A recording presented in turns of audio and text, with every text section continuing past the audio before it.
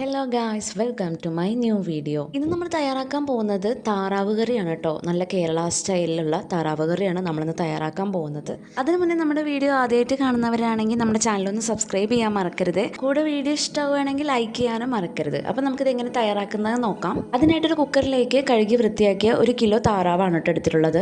അതിലേക്ക് 1/2 ടീസ്പൂൺ മഞ്ഞൾപ്പൊടി, 1/2 ടീസ്പൂൺ കുരുമുളക് പൊടി, ആവശ്യത്തിന് ഉപ്പും അല്പം വെളിച്ചെണ്ണയും കൂടി ഒഴിച്ചിട്ട് നന്നായിട്ടൊന്ന് മിക്സ് ചെയ്ത് കൊടുത്തു. ഇനി അതിലേക്ക് കുറച്ച് കറുവാപ്പലയും 1/2 കപ്പ് വെള്ളവും കൂടി ഒഴിച്ചിട്ട് താറാവ് നന്നായിട്ട് വേവിച്ചെടുക്കണം. 3 വിസിലാണ് ഞാൻ താറാവ് വേവിക്കാനായിട്ട് എടുത്തത് കേട്ടോ. താറാവ് ഒന്ന് വെന്ത് വരുന്ന സമയത്ത് നമുക്കൊരു അരപ്പും മസാലയും തയ്യാറാക്കാനുണ്ട്. അതിനായിട്ടൊരു ജാറിലേക്ക് വലിയൊരു കഷ്ണം ഇഞ്ചി, കുറച്ചധികം തന്നെ വെളുത്തുള്ളി, ഒരു 15 അല്ലി വെളുത്തുള്ളി എടുത്തിട്ടുണ്ട്. 3 പച്ചമുളകും കൂടി ഇട്ടിട്ട് നന്നായിട്ട് ക്രഷ് ചെയ്തെടുക്കണം.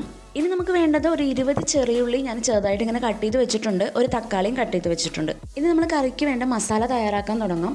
അതിനായിട്ടൊരു പാനിലേക്ക് 3 ടീസ്പൂൺ വെളിച്ചെണ്ണ ഒഴിച്ചിട്ടുണ്ട്. വെളിച്ചെണ്ണ ചൂടായി വരുന്ന സമയത്ത് ചെറിയുള്ളി ഇട്ട് കൊടുത്ത് നന്നായിട്ടൊന്ന് വഴറ്റിയെടുക്കണം. വേഗം ഉള്ളിലേക്കൊന്ന് വഴണ്ട് കിട്ടാനായിട്ട് അല്പം ഉപ്പ് കൂടി ഇട്ട് കൊടുത്ത് നന്നായിട്ടൊന്ന് വഴറ്റിയെടുക്കാം. ചെറിയുള്ളി നന്നായിട്ട് വഴണ്ട് വരുന്ന ഈ സമയത്ത് നമ്മൾ നേരത്തെ അരച്ച് വെച്ചിട്ടുള്ള ഇഞ്ചിയും വെളുത്തുള്ളിയും പച്ചമുളകിൻ്റെയും അരപ്പ് ഇതിലോട്ട് ചേർത്ത് കൊടുക്കാം. ഇനി ഇതിൻ്റെ പച്ചമണം മാറുന്നത് വരെ നന്നായിട്ടൊന്ന് മിക്സ് ചെയ്തിട്ട് കൊടുക്കാം. പച്ചമണം നന്നായിട്ട് മാറിക്കഴിയുന്ന സമയത്ത് നമുക്ക് ഇതിലോട്ട് പൊടികളൊക്കെ ചേർത്ത് കൊടുക്കാം. അതിനായിട്ട് വഴറ്റി വെച്ചിരിക്കുന്ന ചെറിയുള്ളി സൈഡിലോട്ടൊന്ന് ഞാൻ മാറ്റി കൊടുക്കുന്നുണ്ട്. ഇനി നമുക്ക് പൊടികളൊക്കെ ഒന്ന് ചേർത്ത് കൊടുക്കാം. അതിനായിട്ട് 2 ടീസ്പൂൺ മല്ലിപ്പൊടി, 1 ടീസ്പൂൺ മുളക് പൊടി, 1/2 ടീസ്പൂൺ കുരുമുളക് പൊടി കൂടി ഇട്ടിട്ട് മസാലപ്പൊടി മാത്രം ഒന്ന് ഇളക്കി കൊടുക്കുക. ഇങ്ങനെ ചെയ്യുന്ന സമയത്ത് ഒരു പ്രത്യേക ടേസ്റ്റാണ് കേട്ടോ കിട്ടുന്നത്. ഇനി നമുക്ക് കുറച്ച് നേരം മസാല മാത്രം ഒന്ന് മിക്സ് ചെയ്ത് കൊടുത്ത് അരപ്പ് എല്ലാം കൂടിയിട്ട് നന്നായിട്ടൊന്ന് മിക്സ് ചെയ്തെടുക്കാം. ഇനി മസാലയുടെയൊക്കെ പച്ചമണം മാറുന്നത് വരെ നന്നായിട്ടൊന്ന് മിക്സ് ചെയ്ത് കൊടുക്കണം. അതിനിടയിൽ നമുക്ക് 1/4 ടീസ്പൂൺ ഗരം മസാല കൂടി ഇട്ട് കൊടുക്കാം. ഇനി നന്നായിട്ടൊന്ന് എല്ലാം ഒന്ന് മിക്സ് ചെയ്തെടുക്കണം. മസാലയുടെ പച്ചക്കുത്തൊക്കെ മാറിക്കഴിഞ്ഞ സമയത്ത് കട്ട് ചെയ്ത് വെച്ചിട്ടുള്ള തക്കാളി കൂടി ചേർത്ത് കൊടുക്കാം. ഇനി തക്കാളിയൊക്കെ ഒന്ന് നന്നായി വഴണ്ട് വരുന്നത് വരെ നമുക്കൊന്ന് മിക്സ് ചെയ്ത് കൊടുക്കണം.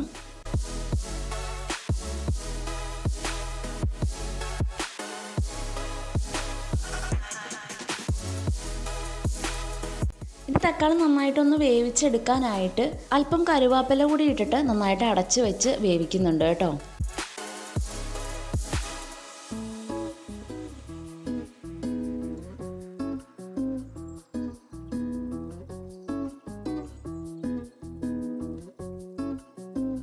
ഇപ്പോൾ ഇത് തക്കാളിയൊക്കെ നന്നായിട്ട് വെന്ത് വന്നിട്ടുണ്ട് കേട്ടോ. ഇനി ഒന്ന് നന്നായി മിക്സ് ചെയ്ത് തക്കാളിയൊക്കെ ഒന്ന് ഉടച്ചു കൊടുക്കുന്നുണ്ട് കേട്ടോ. ഈ സമയത്ത് താറാവ് ഇവിടെ വെന്ത് വന്നിട്ടുണ്ട്. ഇനി നമുക്ക് ഈ വേവിച്ച് വെച്ചിട്ടുള്ള താറാവിനെ ഈ മസാലയിലോട്ട് ഒഴിച്ചു കൊടുക്കാം. ഇനി നന്നായിട്ടൊന്ന് മിക്സ് ചെയ്ത് എണ്ണയൊക്കെ തെളിഞ്ഞ് വരുന്നത് വരെ നന്നായിട്ടൊന്ന് തിളപ്പിച്ചെടുക്കണം.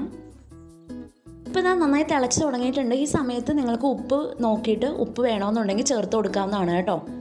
ഇപ്പോൾ നമ്മുടെ താറാവ് കറി ഇതാ നല്ല തിളച്ച് കുറുകി കളറൊക്കെ ചേഞ്ചായി എണ്ണയൊക്കെ നന്നായി തെളിഞ്ഞു തുടങ്ങിയിട്ടുണ്ട്.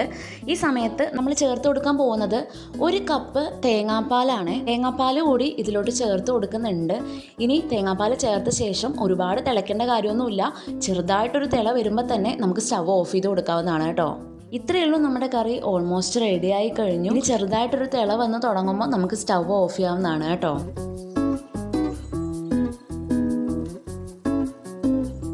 ഇപ്പോൾ ഇതാ ചെറുതായിട്ട് തിളയൊക്കെ വന്നു കഴിഞ്ഞു. ഈ സമയത്ത് കുറച്ച് കറുവേപ്പില, കുറച്ച് മല്ലിയില കൂടി ഇട്ടിട്ട് ഞാൻ സ്റ്റവ് ഓഫ് ചെയ്തു.